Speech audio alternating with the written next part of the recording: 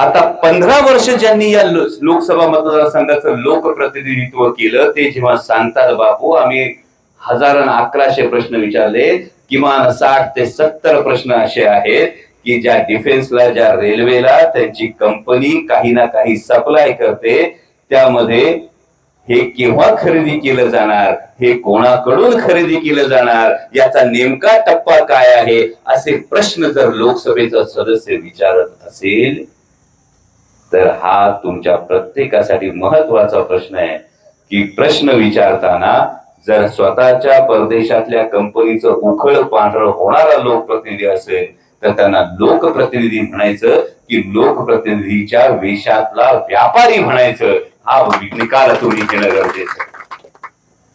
त्यांनी काल आव्हान दिले. खरं तर अजून ट्रेलर दाखवायचं, अजून लय धावपळ चालू आहे. ट्रेलर पुराव्यानिशी ट्रेलर दाखवणार आहे.